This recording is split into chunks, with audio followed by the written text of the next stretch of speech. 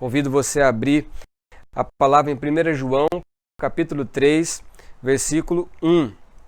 Capítulo 3, versículo 1. O tema da mensagem, só para relembrar um pouquinho, nós começamos na quarta-feira passada uma série de mensagens que é sobre ansiedade e paternidade. E o tema da mensagem de hoje é Conhecendo Melhor o Pai. Vamos fazer a leitura e em seguida eu vou explicar um pouco mais sobre a palavra de hoje e essa série que a gente vai estar trabalhando. Amém? Diz lá em 1 João, capítulo 3, versículo 1. Vejam que grande amor o Pai nos tem concedido, a ponto de sermos chamados filhos de Deus. E de fato, somos filhos de Deus. Por essa razão, o mundo não nos conhece, porque o mundo não o conheceu. Vamos orar? Querido Deus, essa é a Tua palavra, que é viva, que é eficaz. Ó Deus, nós queremos nessa noite nos alimentarmos da Tua palavra. Queremos nos alimentarmos de Ti, Senhor. E precisamos que o Espírito Santo de Deus nos dê esse discernimento, esse entendimento, para que possamos crescer na graça e no conhecimento e também sermos transformados pelo Senhor, Pai. E isso só é possível, ó Pai, quando o Teu Espírito Santo trabalha em nós. E eu me coloco, Senhor Deus, à Tua disposição, Senhor. Que o Senhor me use, que o Senhor me dê graça, que o Senhor me dê sensibilidade para falar aquilo que está no Teu coração, Senhor. Assim eu oro e te agradeço, em nome de Jesus. Amém. Amém. Glória a Deus. Irmãos, eu quero começar com vocês, só relembrando que a primeira mensagem dessa série foi na quarta-feira. Se você não pôde estar conosco na quarta-feira, o vídeo está gravado, o culto nosso está gravado, você pode estar ouvindo, porque lá eu vou dar um panorama geral sobre o que essa série trata. O tema dessa série é de grande relevância, pelo simples fato do Brasil ser considerado pela OMS o país mais ansioso do mundo. E isso, irmãos, é antes da pandemia. Com a vinda da pandemia, isso não preciso nem explicar, isso, infelizmente, os números só tendem a crescer. Muito mais pessoas estão ansiosas porque elas têm visto as más notícias, elas têm que ficar na sua casa, trancafiada, quebrando a sua rotina. Muitos estão vendo, às vezes, a questão financeira numa perspectiva muito difícil, porque uns estão sendo impedidos de trabalhar, outros que são empresários, outros que têm medo de contaminar com essa doença, o que pode acontecer. Ou seja, nós já éramos considerados, já somos considerados o país mais ansioso do mundo. E agora, com a pandemia, isso só tende a piorar. E sem contar que é um terceiro fator que eu gostaria até de destacar, que a ansiedade, uma das formas dela se manifestar é através de doenças psicossomáticas. O que isso quer dizer? Doenças psicossomáticas são aquelas que são provocadas, você sente no seu corpo, mas a origem dela é no psicológico, é através da ansiedade. E isso afeta todo o corpo. E alguns dos sintomas que pode dar são parecidos até mesmo com o próprio Covid-19. Eu já recebi relatos de irmãos da nossa igreja e de familiares, pessoas que sentiram os sintomas, que tinham já certeza que estavam com Covid-19, mas ao fazerem o teste deu negativo. Com a família foi a mesma coisa. Ou seja, nós precisamos tratar a questão da ansiedade para que a gente não venha sofrer de forma desnecessária. E nós vamos ver que tem como a gente prevenir, tem como a gente vencer a ansiedade na palavra de Deus. Então, a ansiedade, de forma psicológica, é uma pressão que a gente sente, uma apreensão que nós sentimos, e é como se a gente tivesse a certeza de que alguma tragédia vai acontecer. É como você idealiza isso na sua mente, que algo ruim vai acontecer com você, e isso é tão ruim que começa a sentir no seu corpo, isso começa a afetar a sua vida, a sua saúde emocional, espiritual e também na sua saúde física como é o caso das doenças psicossomáticas que eu acabei de comentar. Agora, biblicamente, pastor, como que a Bíblia vê a questão da ansiedade? Nós vimos na quarta-feira passada que a ansiedade, ela surge, ela começa depois que Adão quebra o seu relacionamento com Deus. Adão, ele é considerado um filho de Deus. Ele foi criado pelo próprio Deus, ele tinha um relacionamento com o próprio Deus, e a própria Escritura, lá em João 3,38, vai dizer, quando fala da genealogia de Jesus, quando chega em Adão, fala de Adão, este filho de Deus. E Adão, quando ele desobedece a Deus, ele quebra aquele relacionamento com o Pai. E você vai ver que a consequência do pecado de Adão foi o medo. Você vai lembrar que quando Adão e Eva pecaram, a primeira coisa que quando eles notaram que eles estavam nus, eles tentaram esconder, cozendo folhas de figueira para tampar as suas partes íntimas, e também se esconderam atrás de um arbusto. E quando Deus perguntou aonde você está, ele falou assim, olha, como eu percebi que eu estava nu e ouvi os seus passos, me escondi porque eu tive medo. Então veja, queridos, que o medo, ele é primo da ansiedade, ele é fruto da ansiedade. E eles se escondem de medo. A partir daquele momento é que você vai ver a ansiedade no homem. Antes disso, você não vai ver em Adão ou Eva tendo crise de ansiedade ou momentos, ou até mesmo algum motivo para ter medo de Deus. Não tinha isso. Isso não existia.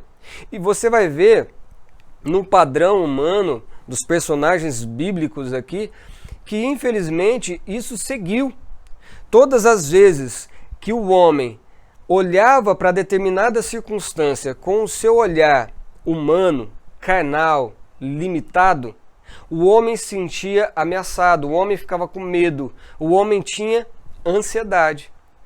Por exemplo, e ao contrário, quando ele olhava para alguma coisa, para a mesma circunstância, mas com o olhar de Deus, ele se sentia estável, ele se sentia seguro, ele conseguia enfrentar aquele problema. Um exemplo disso, nós podemos citar Elias.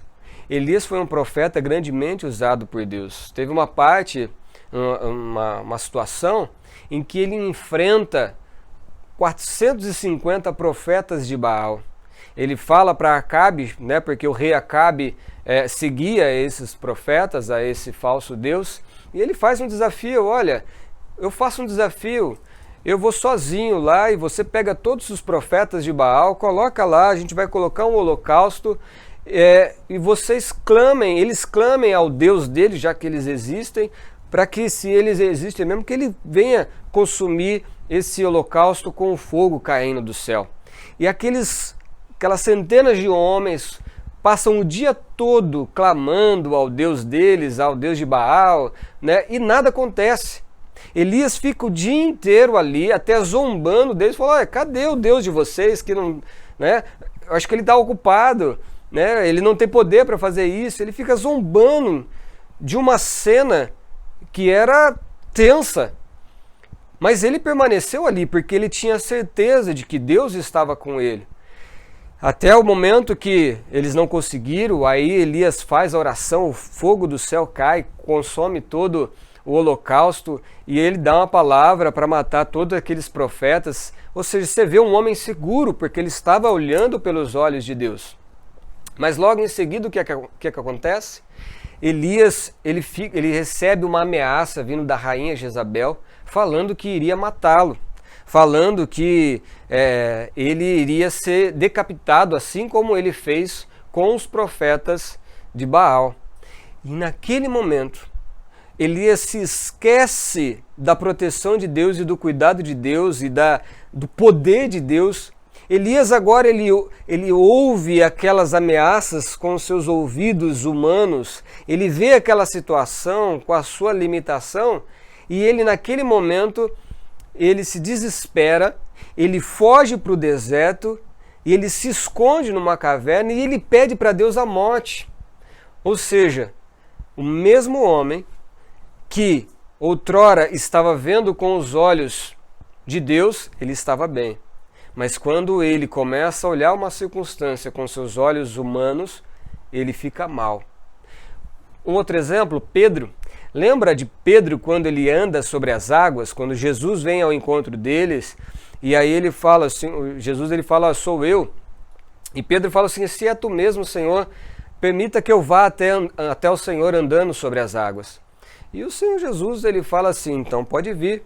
E a palavra diz que Pedro ele começa a andar sobre as águas, andando assim, é um milagre que estava acontecendo, até o momento que os olhos deles estavam fixos em Jesus. Quando ele tira os olhos de Jesus, ele olha para o lado e começa a ver aqueles vendavais e as fortes ondas que estavam ao seu redor. E aquele momento, quando ele tira os olhos de Jesus, ele começa a afundar, ele começa a descer e a submergir naquela água, e é necessário Jesus ir salvar ele. Isso é pelo fato dele ter tirado os olhos de Jesus. É quando olha a circunstância com o olhar humano. Um outro momento, você vai ver que quando os soldados vêm prender Jesus, Pedro, até um tempo antes, ele falou assim, olha, eu morro pelo Senhor, nunca vou te negar.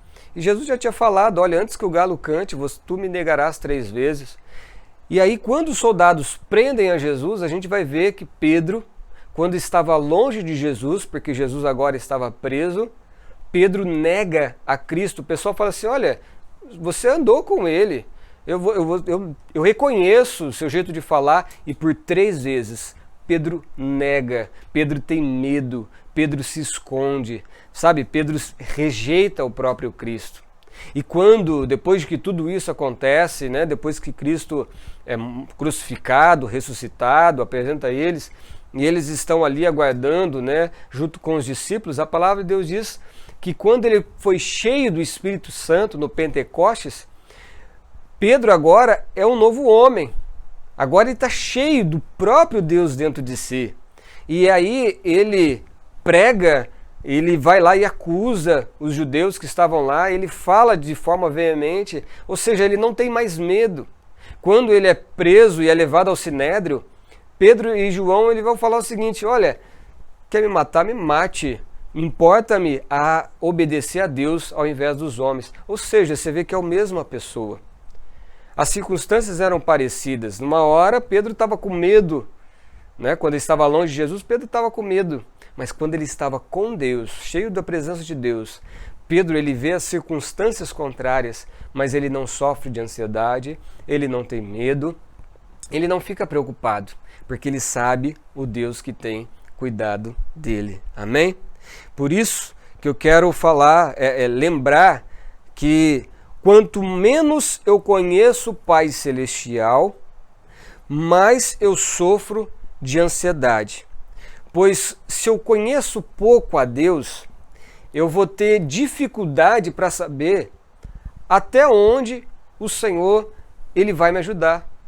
Se eu conheço pouco a Deus, eu não sei até onde Deus vai me socorrer. Eu não sei até onde Deus vai me proteger. Porque eu conheço pouco o Pai. Agora, e aí eu sofro de ansiedade por causa disso.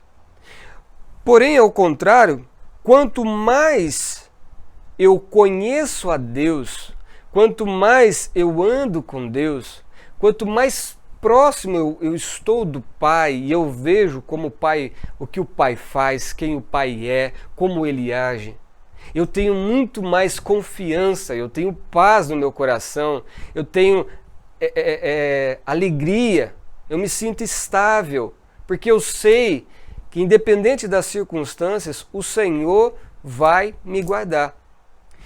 Quer ver um exemplo? Se algum filho seu, né, para quem já é pai, um filho seu já chegou para você e falou assim, pai, amanhã vai ter alguma coisa para comer? A gente vai ter o que comer amanhã? Seu filho já teve que perguntar isso para você? Creio que não. Por quê? Meu filho, pelo menos, nunca veio, nenhum dos dois vieram para mim e perguntaram, ai pai, vai ter alguma coisa para a gente comer amanhã? Vai ter comida? Nunca perguntaram por quê? Porque eles me conhecem e sabem que eu vou sempre providenciar o alimento para eles. Então eles não têm do que se preocupar com isso, porque eles sabem que o Pai, que é um sustentador, o provedor, ele vai trazer isso na mesa. Da mesma forma, quanto mais eu conheço o Pai, mais confiança eu tenho nele. Quanto mais confiança eu tenho, mais paz eu tenho. E eu não sofro de ansiedade por coisa alguma. Eu já falei na quarta-feira passada que a ansiedade não é pecado. Mas a ansiedade, quando não é tratada, ela gera a incredulidade.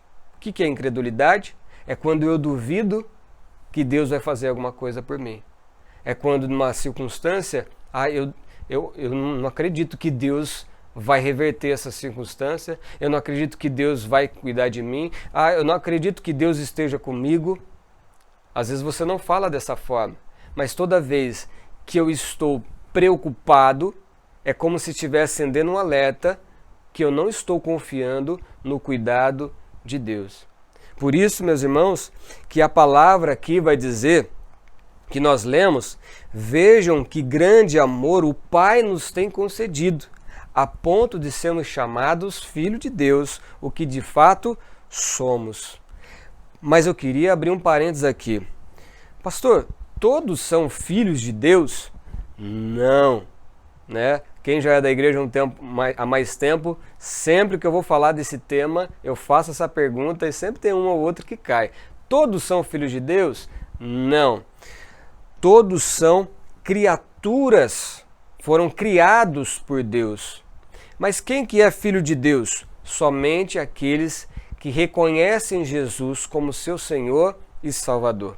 Se você quiser conferir aí na sua casa, você pode ler 1 João, capítulo 1, o versículo 12, diz o seguinte: mas a todos quanto o receberam, deu-lhes o poder de se tornar filhos de Deus, a saber, aos que creem no seu nome. Ou seja, quando Deus fez o homem e a mulher, Deus criou a mim e a você, a princípio nós somos uma criatura de Deus. Mas se você reconhece Jesus como seu Senhor e Salvador e você se entrega a Ele, aí você está recebendo o poder, você está sendo adotado por Deus como filho de Deus. Isso é quando acontece o novo nascimento. É quando a pessoa se converte, a pessoa se arrepende dos seus pecados, a pessoa reconhece que Jesus é o único Senhor e Salvador e ela confessa com a sua boca e crê com o seu coração. Nesse momento diz a palavra de Deus, lá em Romanos 10, 9 e 10, que nós nos convertemos, nós somos salvos, nós nascemos de novo, somos uma nova criatura agora, somos adotados como os filhos de Deus. Eu lembro quando Nicodemos foi falar com Jesus, e Jesus disse para ele o seguinte: em verdade eu vos digo, quem não nascer da água e do Espírito não pode entrar no reino de Deus. O que é nascido na carne é carne, o que é nascido do Espírito é Espírito. Ou seja, essa palavra aqui que eu vou dar, quando estou me referindo ao Pai Celestial, ela só vai servir se você já entregou a sua vida para Jesus, se você já nasceu de novo espiritualmente, tá? Se você ainda não tomou essa decisão, você pode fazer isso ainda hoje na sua casa, fazendo uma oração, confessando que Jesus é o seu Senhor, o seu Salvador, se arrependendo dos seus pecados e tomando uma decisão de abandonar e não praticar mais aqueles pecados de outrora. Amém?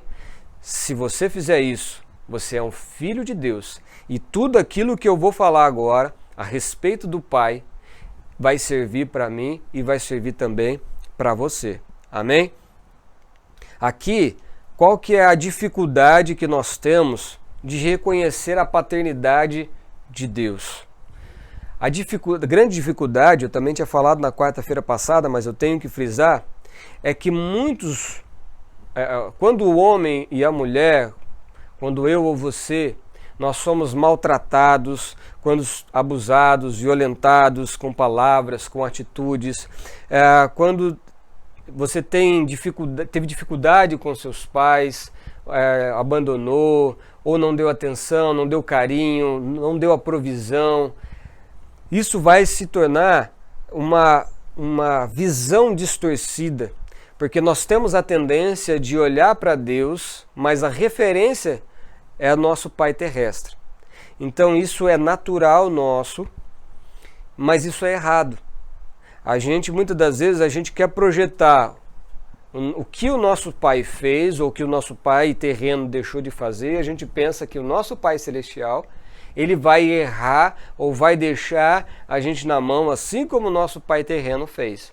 E esse é um grande erro. Nós não podemos comparar o nosso pai celestial, que é perfeito, que é santo, que é maravilhoso, com o nosso pai terreno, que é um homem que é passível de erro, assim como eu e você, tá bom? Não estou aqui crucificando o nosso pai terreno, porque eu também sou pai, mas os homens falham, mas Deus não falha. Amém? Então, para que você conheça mais esse pai, eu vou fazer a pergunta: quem é esse pai que eu estou falando? Vamos agora conhecer mais quem é esse Deus, amém? Que nós servimos, aquele que nos adota como filho, aquele que é perfeito. Quem que é esse pai? Uma das características é que o nosso pai é um pai perdoador. Diz assim lá em Mateus 6,14: pois se perdoarem as ofensas um dos outros, o Pai Celestial também lhes perdoará. Ou seja, uma das características do nosso Pai Celestial é que o nosso Pai, ele é perdoador. Ele perdoa. A palavra vai dizer que quando a gente, nosso pecado, e confessa, abandona aquele pecado, o Pai, ele pega aquele pecado e ele lança no mar do esquecimento e aquilo fica para lá. A Bíblia diz que, por que ele fala lança no mar do esquecimento? É que ele não leva mais em consideração os seus pecados de outrora. O pecado que você cometeu ontem e que você se arrependeu, Deus te perdoou e ele não vai trazer à mente, ele não vai te tratar mais, sabe, lembrando ou jogando na tua cara: mas você lembra quando você fez isso ou quando fez aquilo? O Pai Celestial, ele não faz isso. Quem normalmente faz isso é os pais terrenos, que são humanos, que são carnais, que são falhos. Muitas das vezes os pais acabam: mas você lembra o que você fez?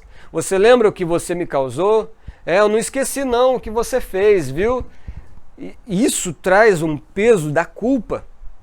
E quando nós carregamos aquele peso da culpa de um erro que a gente cometeu, isso abre uma brecha gigante para que o acusador, quem que é o acusador? No nosso inimigo, é Satanás. Lá em Apocalipse fala que ele é acusador, ele nos acusa noite e dia diante do Pai.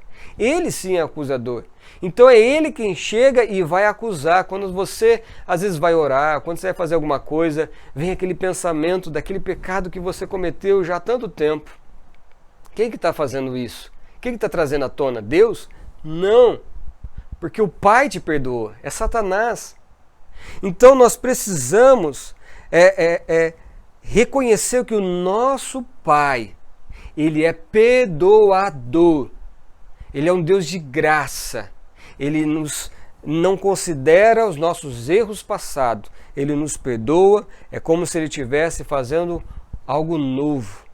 E quando a gente traz aquela culpa com a gente, isso é uma porta aberta para a ansiedade.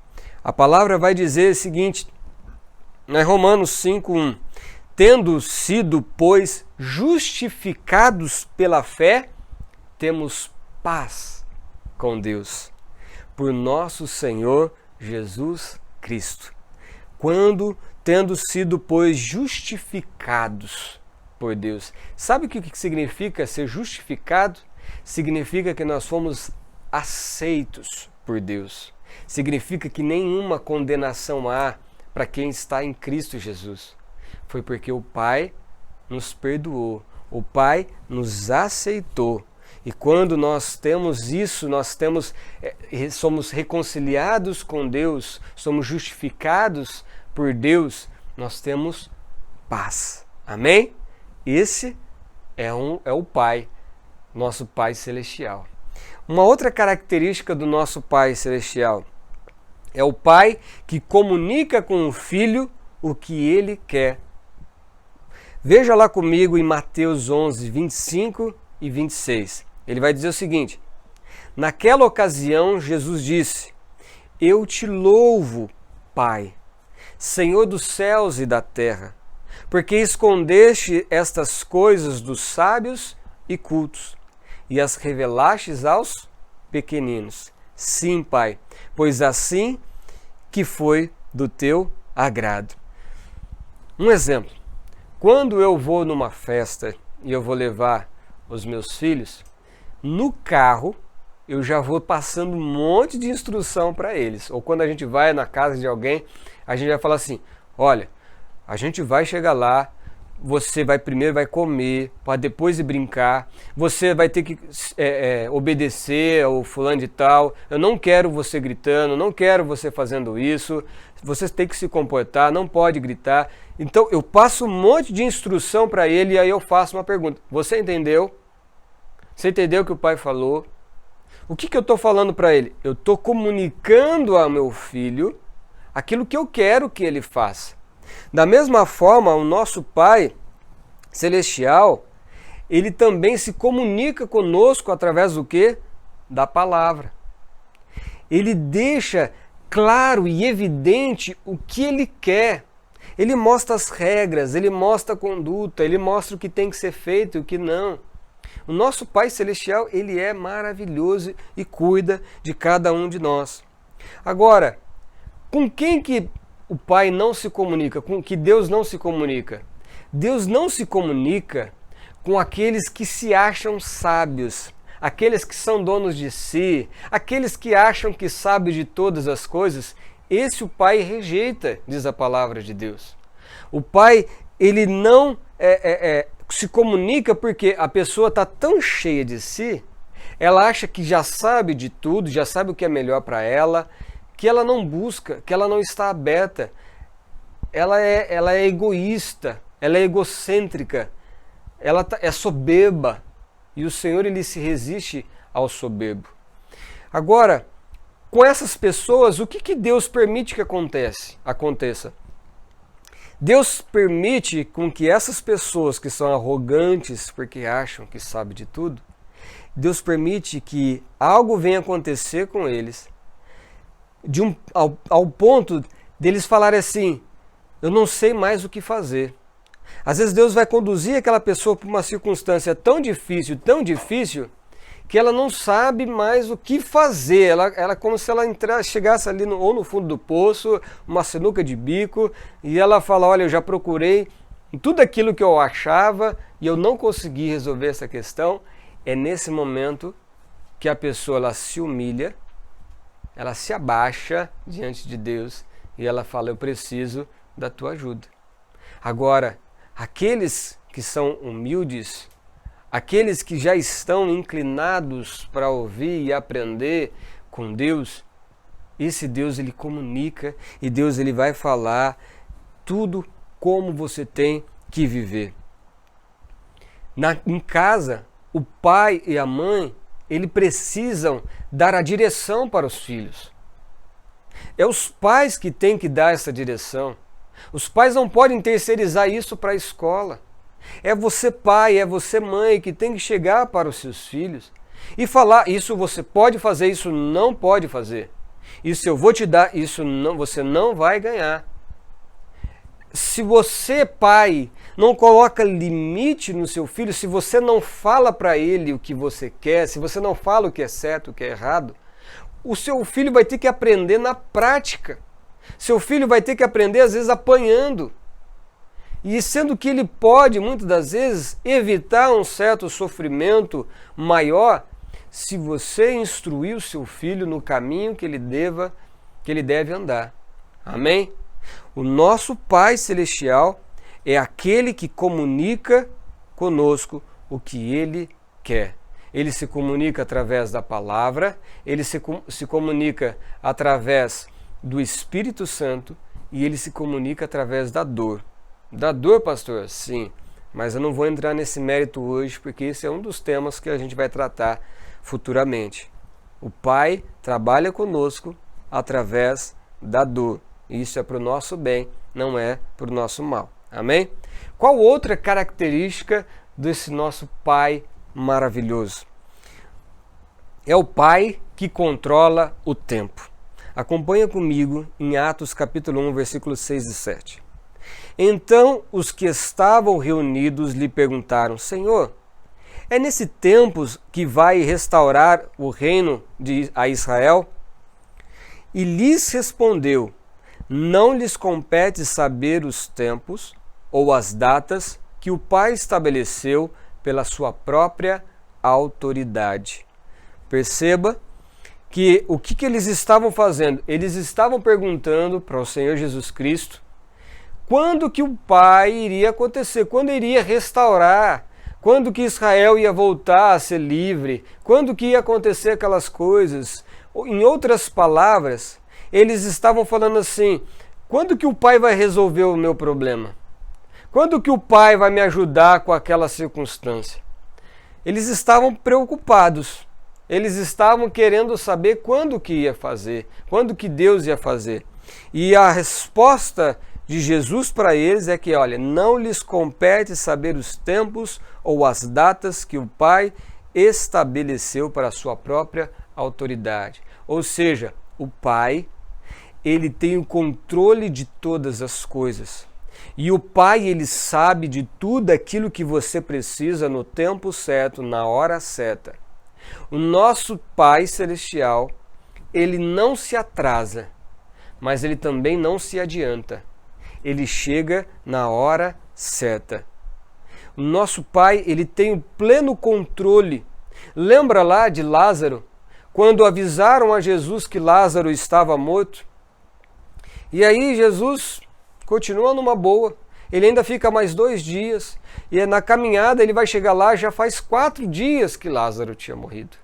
E o pessoal falou assim: mas por que demorou tanto tempo? Né? Os discípulos estavam ali, sabiam que Jesus já poderia ter ido imediatamente. E eles acharam que Jesus não estava nem aí. Mas não. Jesus chegou naquele tempo. Não sei se você sabe, mas na crença judaica, após 3 dias, eles acreditavam que a alma saía do corpo, que a pessoa estava morta. Então a alma saía do corpo, ou seja, depois de 3 dias, é como se não tivesse mais nada a se fazer, não tinha mais nenhuma esperança para ele. Mas Jesus chega no 4º dia para mostrar que aquele que cresce nele, ainda que estivesse morto, ressuscitaria. O Senhor Jesus, ele chega na hora certa, na época certa. Da mesma forma, você precisa entender que o nosso Pai Celestial, ele sabe do que você está passando. Ele sabe da sua provação. E ele sabe até onde você pode suportar. Você não precisa se preocupar com o que vai acontecer no dia de amanhã. Você não precisa se preocupar como que vai ser a economia quando acabar a pandemia. Porque ele é quem controla todas as coisas. O que ele diz? Basta a cada dia o seu próprio mal.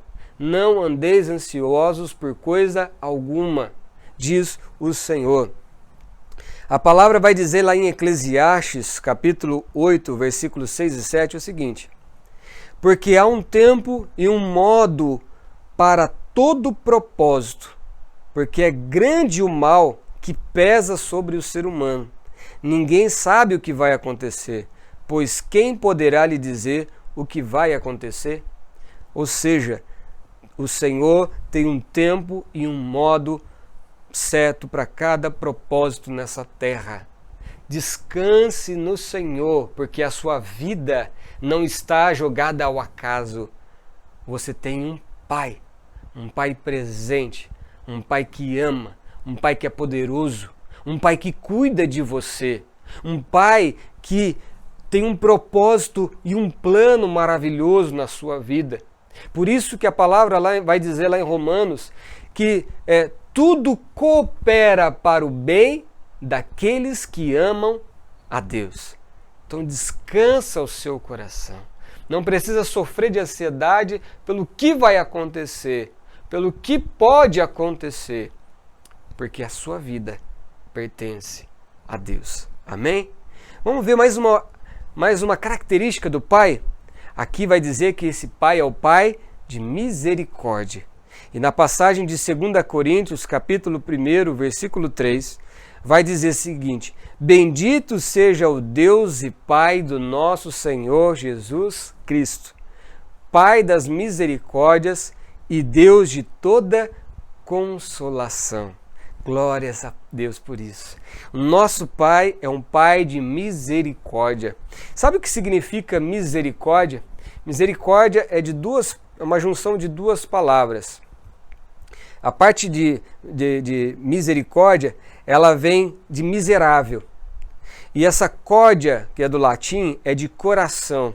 Ou seja, Deus, Ele tem compaixão pela miséria humana.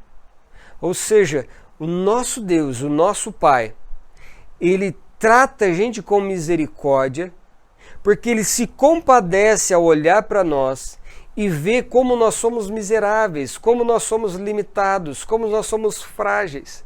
Ele olha e Ele sabe que sozinho a gente não consegue fazer nada de bom, que a gente não consegue resolver os nossos problemas sozinhos.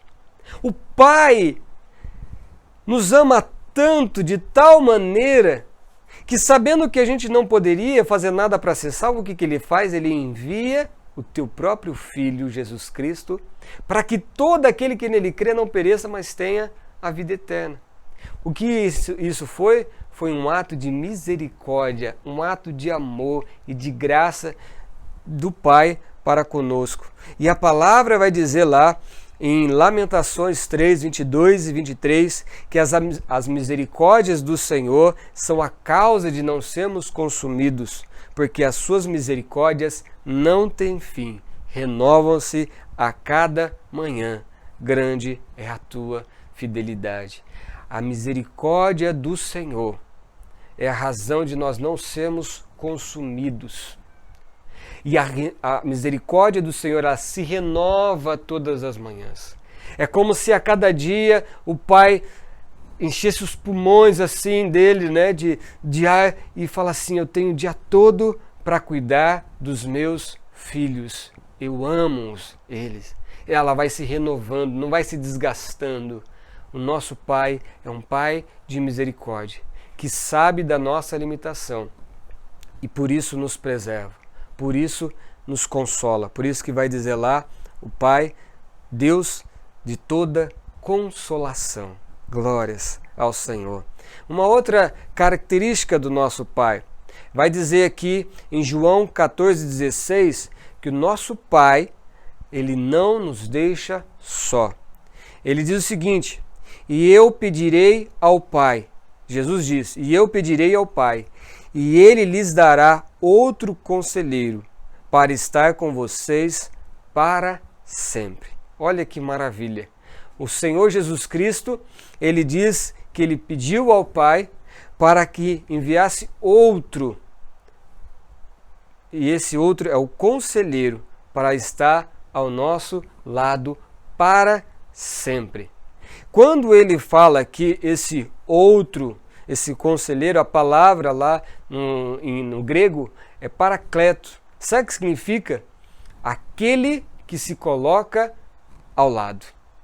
Ou seja, o Pai é aquele consolador, é o Espírito do Pai, o Espírito Santo é o Espírito do Pai.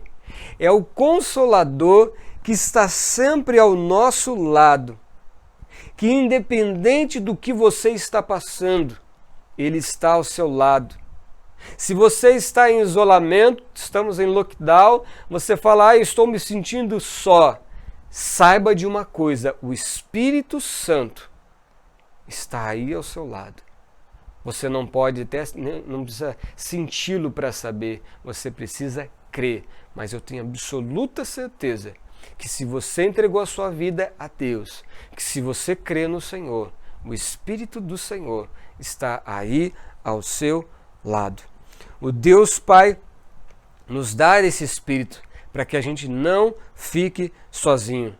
E é por isso que a palavra de Deus vai dizer para a gente: não apagueis o Espírito de Deus. Porque o Espírito de Deus é quem nos guia. É o Espírito de Deus é quem fala conosco. Sabe, quando a gente precisa saber qual decisão tomar, se aquilo que a gente está assistindo é bom ou não, para a gente ter o discernimento se está certo ou se está errado, é o Espírito Santo de Deus que nos ajuda. É o Espírito Santo de Deus que nos dá um entendimento. É o Espírito Santo de Deus que nos convence do pecado, da justiça e do juízo. Olha o que a palavra vai dizer em João 16:32. Aproxima-se a hora e já chegou, quando vocês serão espalhados, cada um para a sua casa. Vocês me deixarão sozinho, mas eu não estou sozinho, pois o Pai está comigo. Jesus, ele tinha absoluta certeza, quando todos o abandonaram, ele sabia que o Pai estaria ao lado dele. Em Lucas, presta atenção nessa palavra que maravilhosa, é bastante conhecida, mas presta atenção, Lucas 11, do 9 ao 13, diz o seguinte: por isso lhes digo, peçam e lhes será dado, busquem e encontrarão, batam e a porta lhes será aberta, porque todo aquele que pede recebe, todo aquele que busca encontra, e todo aquele que bate, a porta será aberta. Olha só o que ele vai dizer: qual pai entre vocês, se o filho lhe pedir um peixe, em lugar disso lhe será dado uma cobra? Ou se pedir um ovo, lhe será dado um escorpião? Se vocês, apesar de serem maus, sabem dar boas coisas aos seus filhos, quanto mais o Pai que está nos céus dará o Espírito Santo a quem o pedir. Vejam, meus irmãos, que o melhor que Deus pode nos dar é muito melhor do que a cura do coronavírus, é muito melhor do que a economia do Brasil voltar, é muito melhor acabar com o lockdown, é muito melhor do que você voltar a congregar numa igreja. É o Espírito Santo que o Pai dá àqueles que lhe pedem. Por isso que ele faz uma comparação. Mesmo vocês sendo maus, se algum filho pedir uma pedra, você vai pedir um pão, você vai dar uma pedra? Se pedir um ovo, você vai dar um escorpião? Claro que não, nós não faremos isso. Quanto mais o Pai Celestial, que ama, que é perfeito, ele vai nos dar o Espírito Santo de Deus. E é isso que é o mais importante para nós, irmãos. Não é se enriquecer, não é, eu quero conquistar muitas coisas nessa terra, eu quero que meu filho se forme na faculdade, eu quero comprar aquele carro. É muito mais do que isso. É ter a certeza de que Deus está com você. Amém. Agradeça a Deus. E peça todas as manhãs, quando você se levantar: Senhor, enche-me do teu Espírito Santo. Eu quero que o Senhor esteja em mim e eu quero que eu esteja em ti. Eu quero pensar com a tua mente, eu quero ter um coração segundo ao teu coração. Eu quero estar com os meus ouvidos abertos para ouvir a tua voz. Eu quero olhar as circunstâncias, as pessoas com os teus olhos. E isso só é possível com o Espírito Santo. Sem contar que o fruto do Espírito Santo, a consequência quando nós somos cheios do Espírito Santo, é paz, amor, alegria, bondade, domínio próprio, mansidão. Você quer isso para a sua vida? Então encha-se do Espírito Santo de Deus. Amém? Qual que é outra característica do nosso Pai? Para a gente já encerrar. Aqui vai dizer que é um Pai que trabalha por nós. Lá em João 5,17 vai dizer o seguinte: disse-lhe Jesus, meu Pai continua trabalhando até hoje e eu também estou trabalhando. Glórias ao Senhor. O nosso Pai é um Pai que trabalha por você. É um trabalho que enquanto você dorme, Ele está trabalhando ao seu favor. A palavra vai dizer lá em Isaías 64:4. Olha que lindo isso. Desde os tempos antigos ninguém ouviu, nem ouvido percebeu, e olho nenhum viu outro Deus além de ti, que trabalha para aqueles que nele esperam. Amém? É um Deus que trabalha na vida daquele que espera nele. Esse é o nosso Pai Celestial. Esse é o nosso Deus que cuida de nós e que trabalha por nós o tempo todo. Se você tem um pai que é trabalhador, um pai que sempre foi provedor na sua casa, um pai que nunca deixou faltar nada em casa, você não vai ter dificuldade de reconhecer o Pai Celestial como um pai que trabalha ao seu favor, de um pai que cuida de você, de um pai que alimenta você. Quando você reconhece isso, você descansa. Por mais que você está passando por situações terríveis, você consegue ficar tranquilo, porque você sabe que o seu pai é quem cuida, é quem te ama e é quem te sustenta. A palavra vai dizer aqui também, em João 6,32, declarou-lhes Jesus, digo-lhes a verdade, não foi Moisés quem lhes deu o pão do céu, mas é meu Pai quem lhes dá o verdadeiro pão do céu. É o nosso Pai quem nos alimenta. É o nosso Pai quem permite chegar o pão e o alimento à nossa casa. É o Pai quem te dá saúde para você trabalhar. É o Pai quem abre portas de trabalho para que você possa ter saúde, que você possa ter o intelecto, para que você possa exercer a sua função. É o Pai quem ajudou você talvez passar nesse concurso. Não é, sabe, não coloque o crédito na sua inteligência, não coloque somente o crédito naquilo que você buscou. É claro, o que você fez é muito importante, mas se o Pai não permitisse, você não teria o que você tem, um lugar para morar, uma roupa para vestir ou algo para comer. É o Pai que trabalha em tudo por você. Aí você pode falar assim, mas eu lembro que tem uma passagem do apóstolo Paulo, ele fala que ele passou fome. Sim, Deus permitiu que ele passasse fome, mas então por que o pai não sustentou naquele? Porque o pai, ele privou a Paulo por um momento para provar o seu coração. E isso não é diferente comigo, com você. Eu amo meus filhos, mas eu privo eles muito em muitas áreas. Se eu fosse dar tudo aquilo que eles pedissem, imagina. Então tem muitas coisas que meu filho pede que eu falo assim, não, agora não. E eu passo, você ainda não está preparado para receber isso.